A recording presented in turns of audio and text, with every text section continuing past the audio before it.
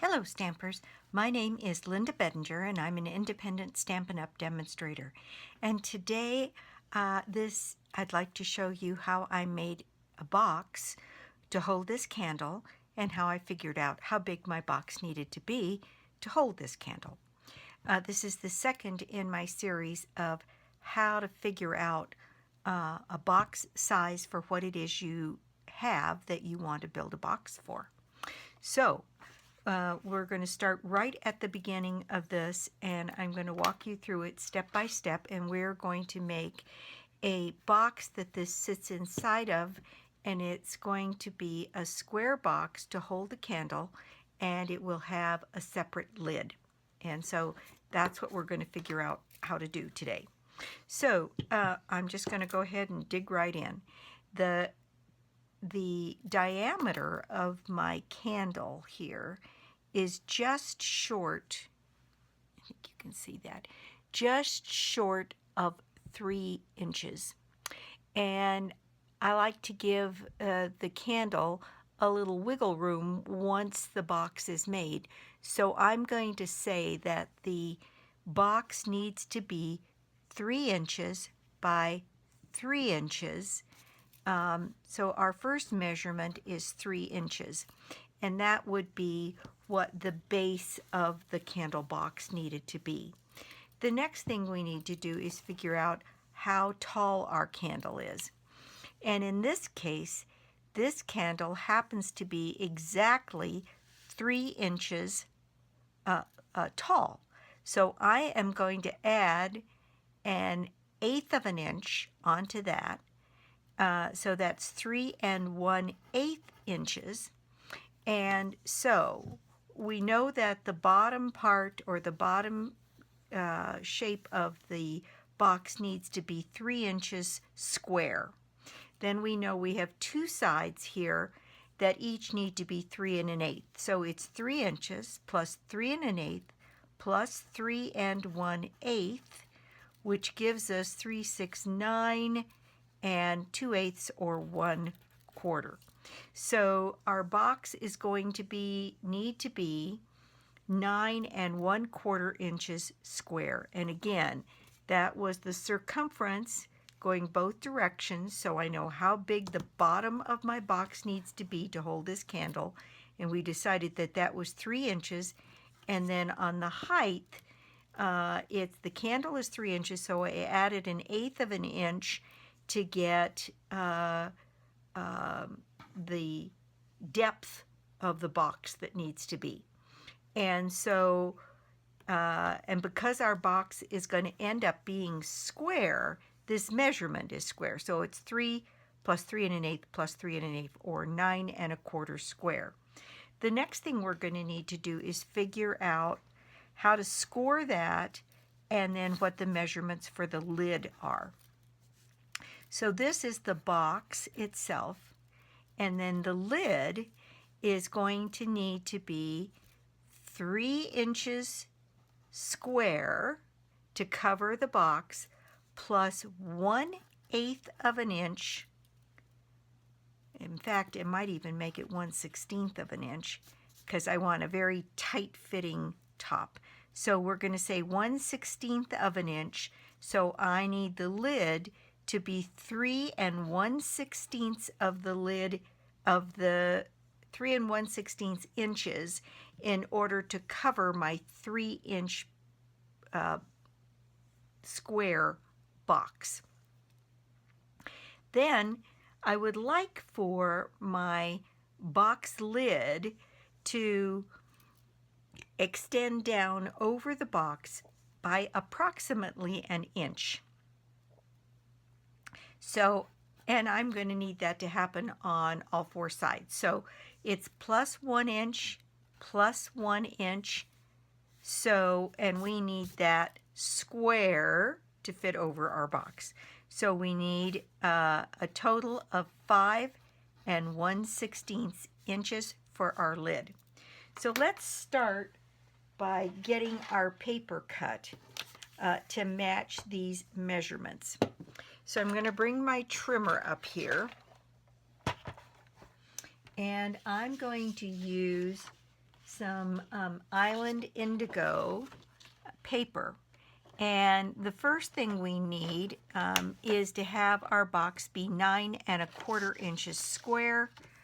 So I am going to measure this out at 9 1/4 inches and cut that paper, and then we know we need it to be square, so by 9 1/4. Let me make sure that that's right on. Okay, so by 9 1/4. Then we'll need another piece of Island Indigo so that we can cut our lid. And we need our lid to be 5 1/16 inches square. So 5 1/16, and let's see, I think you can see that here. I'll move that down just a little bit. The marks on the top here are the ones that are real obvious, are the inch, 1 1/4, 1 1/2, and then 3/4 and so on. And so we want this to be a mere 1/16. So it literally, and let's see, I'm going to grab something here that I can point to this for you so you can see exactly what I'm talking about. So as we go across here, my 5-inch mark, this first line here that's a little bit longer is an 1/8. So a 1/16 is the first tick mark past the 5-inch mark, and that's where we want to cut it, at 5 1/16, because I want a box lid that's going to fit, it's going to have enough leeway to fit over the box and be nice and tight fitting. So I'm cutting this at 5 1/16, and I'm going to cut that square. So 5 1/16.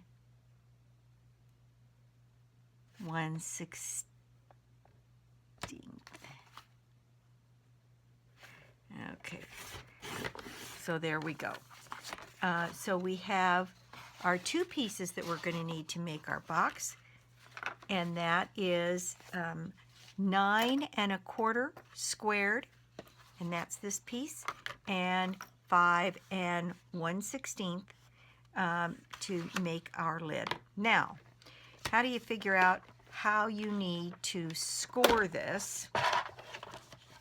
Well, we know that the sides of the box, in order to cover the depth of the candle, are 3 1/8. So, and if we, because the box is square, if we just mark this at 3 1/8 and score that on all 4 sides, we should have the width of our box, or the sides of our box, at 3 1/8, and when we get done we should have a 3-inch center. So I'm going to move this around and score this at 3 1/8 all the way around this paper. So 3 1/8, and one more score line on here, 3 1/8.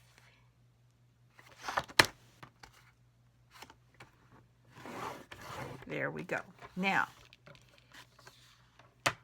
if I did this right, then I should be able to take my ruler, and we should have a measurement across this center piece that's been scored that is exactly 3 inches. And there you go. You can see that it is 3 inches by 3 inches, and our side pieces that are going to come up and form our box are 3 1/8. Okay, so the next thing we need to do is score our lid. And that lid, what we want is a 1-inch overhang around the top of the box. So we need to score this piece at 1 inch all the way around. I'm not going to make a reinforced box lid. We'll do that in another video. I just want to get the idea of creating a box and making the lid and figuring out the measurements for now. And then as I go forward and make more videos, we'll talk about the whole idea of reinforcing a lid, when you do it, why you do it, and how you go about figuring that out. So you can see I have got my score marks here. And again, my interior measurement should be right at 3 inches, and it is. Okay, so I'm going to set my trimmer aside, and we're just going to go about now making our box. So what we're going to need to do, just like any other box construction, is we need to have tabs that will close around the sides of the box. These 4 pieces here will be the sides of the box as they fold up. And then these pieces on the corner are the tabs. Pretty big tabs, but tabs nonetheless. So I am going to cut as careful. In fact, I'm going to use a bigger pair of scissors, I think. I am going to cut right up the score line here, being careful to make that cut as straight as I can. And I'm going to do that on both sides of my box. And just like any other box that we make, we'll need to miter those edges a little bit so that we get good and professional closure on those boxes. So we need a miter on the inside of this flap and the outside of the flap right up to the score line. And we'll need to do that on all 4 flaps.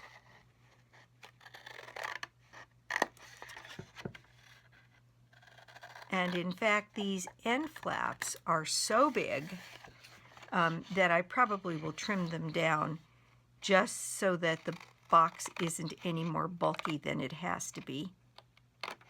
Now, if you're doing your box out of designer series paper, you might want to leave those big flap pieces there because they would reinforce the box by adding some additional layers.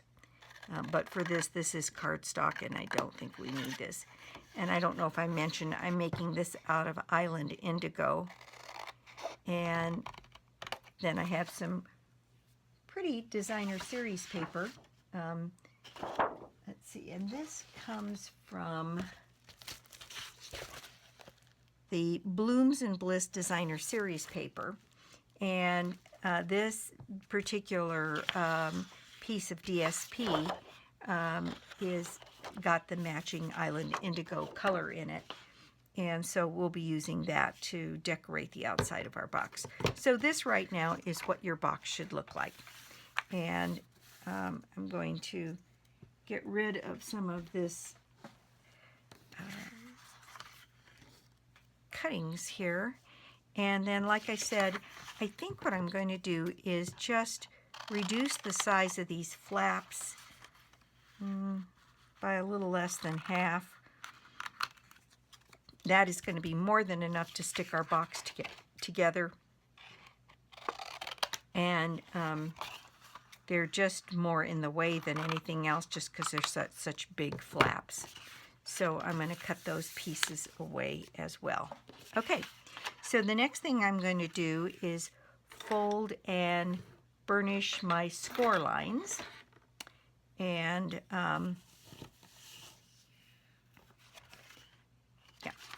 okay.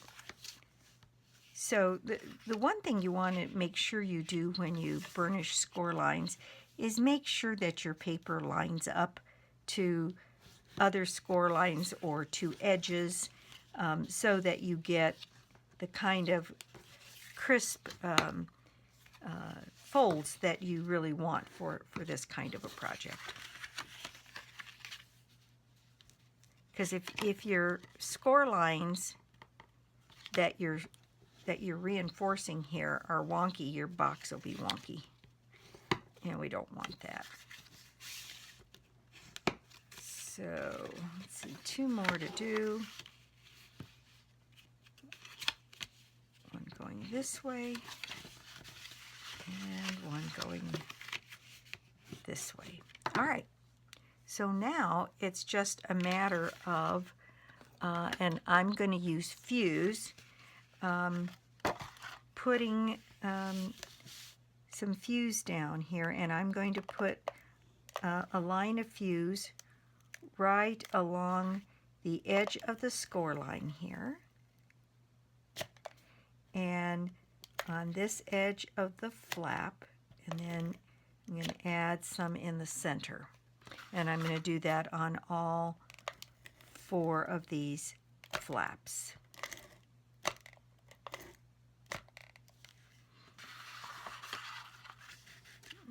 Okay, that one's not very close to the edge. Maybe I'll try that again. Okay.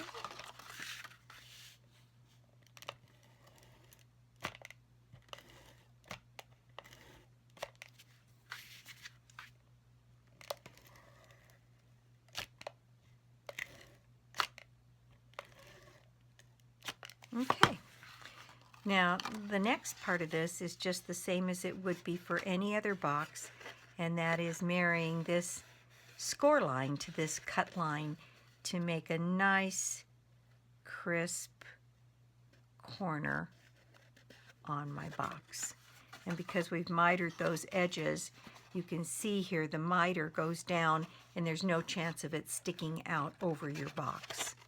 So that just ensures that you get a nice clean fold to your box. Now I'm going to do the same all the way around the box here. And I'm going to use my bone folder to ensure that those flaps are nice and secure there.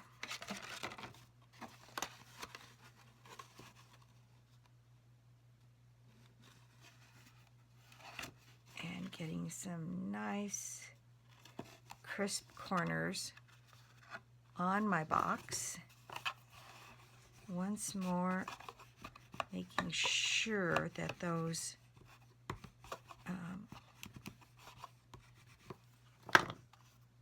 are stuck down. And there we have our box. And our candle should just fit with a little bit of wiggle room. In here, there's still enough room, I think, to put a piece of tissue paper and nestle your candle down inside the box.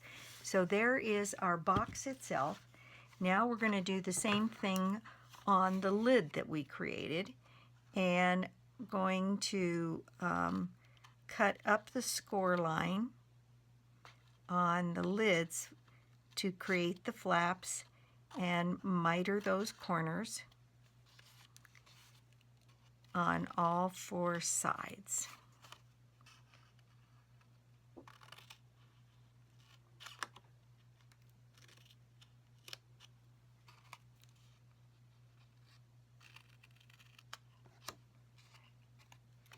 Okay.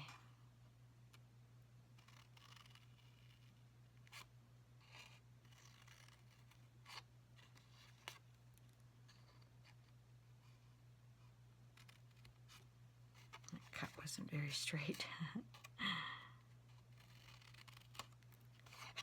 Now there's no need to trim down these flaps because because of their size. They're a good size to kind of hold this box together. The only reason I cut them down on the bigger box is just because the flaps themselves were just so big. Okay. So I'm going to do the same thing, living dangerously here without my silicone mat.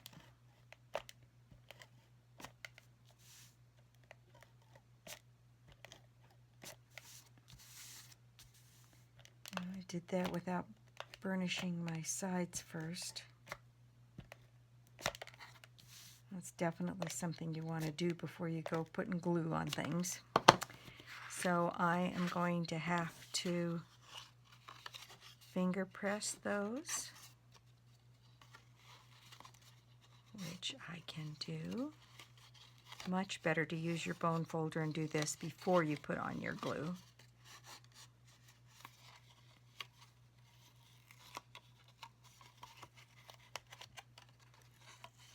Okay, so what we're going to do is close these up and make sharp corners on our little box lid here. And when I did my original box video, I had a lady write to me. Sue said that she was really struggling with a candle box that she needed to make and trying to figure out how big. So I wrote back to her and said that the next video I did would be a candle box. So here it is. And hopefully, if I did this right, this little box lid should fit just perfectly. So 1/16 of an inch over the size of the base of your box is plenty to get the kind of fit that you want to have. And that is absolutely perfectly fit to that little box. Now you can, we know this is 3 inches by 3 inches, and so we can bring back our trimmer and make some cuts on our paper here. And while this paper doesn't necessarily have, well, I guess it does have a little bit of a directional pattern. What I would want to do is have all of my sides going the right direction. So I can make, we know that the sides of the box are 3 1/8 by 3 1/8. So if we cut this to 3 inches, it should give us just a slight border around that. So I need 4 pieces cut at 3 inches by 3 inches.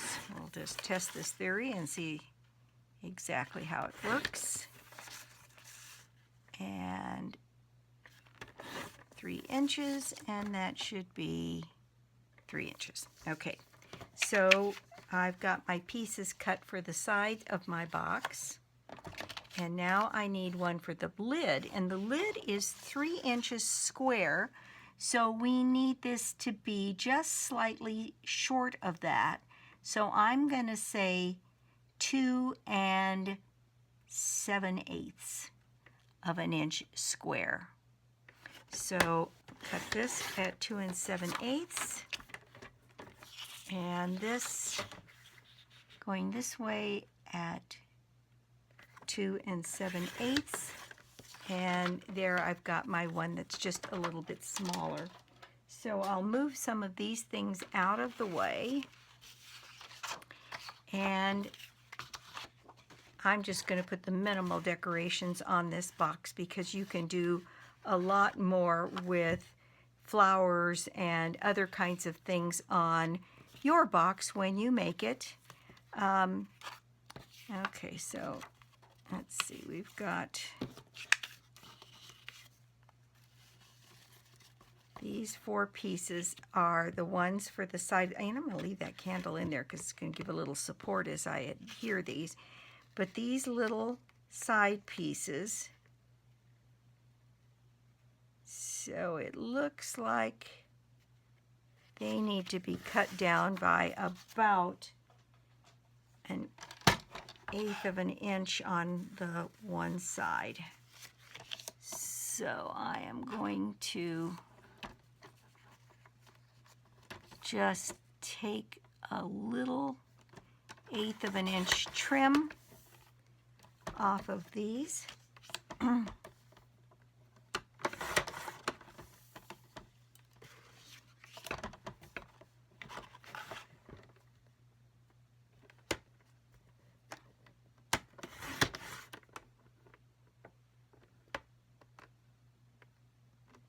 look a little skinny.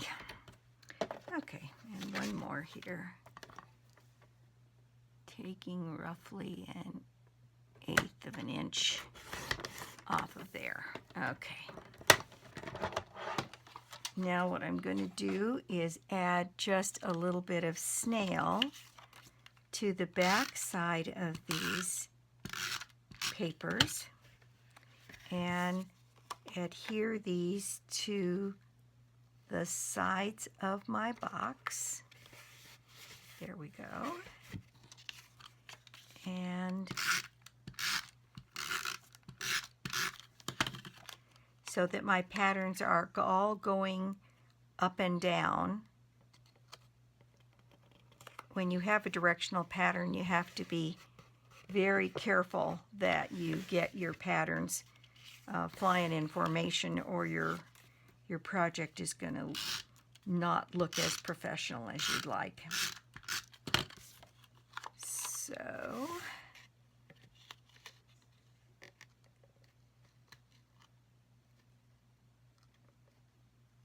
this is actually going to be a really pretty little box. And one more here.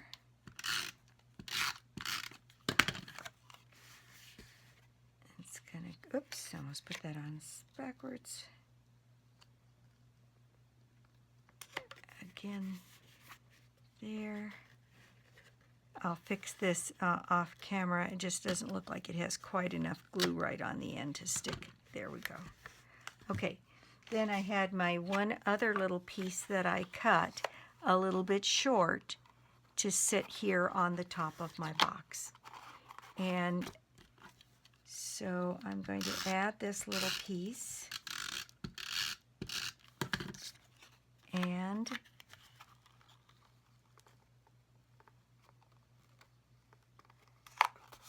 now you can add a sentiment, you can add some flowers to the top of this, some ribbon, a little label, any number of things. But there you go. So Sue, I hope that helps. It helps you understand that on figuring out the dimensions for a candle like this, the first thing you want to do is figure out what the diameter of the candle is so that you can determine what the base of the box will be. And in this case, that measurement, I'll go over it one more time, was just short of 3 inches. So we went to the 3-inch mark to make the base of our candle box. So the base of that candle box needed to be 3 inches by 3 inches square in order for the candle to sit inside and have enough room. Then we measured how tall the box needed to be. And I didn't give a lot of margin to this. I gave an 1/8 of an inch all the way around. And you could make your box a little bit taller if you chose to, if you want to have more room inside the box. I made mine minimally to fit, so it was 3 1/8 plus 3 1/8, and those 3 scores together gave us the 3 1/8 would be these pieces here. That would be the sides of the box. So we need 3 1/8 by 3 by 3 1/8. Added all together is 9 1/4 squared. Then our lid needed to be the 3 inches to cover the base of the candle box, and then we added 1/16 of an inch to get a nice tight fitting lid. And there we have a little custom sized box. Now the next thing I'm going to do, I'm going to leave that sit here for just a minute. Here's another one that I made as I was kind of figuring things out. This one I made out of sweet sugar plum. and I think it's pretty too. Came out a little bit differently. And so the next thing I'm going to show is when your candle that you're trying to create a box for is a lot taller, so that you can't necessarily make the box to fit the base of the candle, because if your candle is this tall, then you're never going to have a piece of paper big enough to get all four sides coming up. So I'll show how to lay your candle on its side and calculate it so that the candle sits in long. That would work for any kind of a lotion bottle or even a wine bottle, anything of a cylindrical shape that is a little bit longer, and that will be the next video I do. So thank you very much for stopping by and watching my video today. This month, the month of December, my prize draw, oh, by the way, the lady who won the prize draw last month, which was the Santa Thinlit bundle, was Jean Bernard. Congratulations, Jean. And so this month, my prize draw for December will be the Best Birds Thinlit dies. And it is a lovely set that has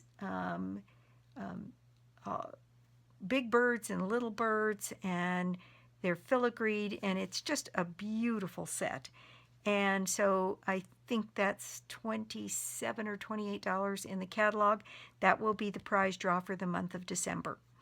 And if you don't have a Stampin' Up! Demonstrator, I'd love to be your demonstrator. You can sign up on my 24/7 shop and blog, lbedinger.stampinup.net. And this material, of course, can be ordered through my Stampin' Up! Shop. And so until next time, thanks for watching. Bye.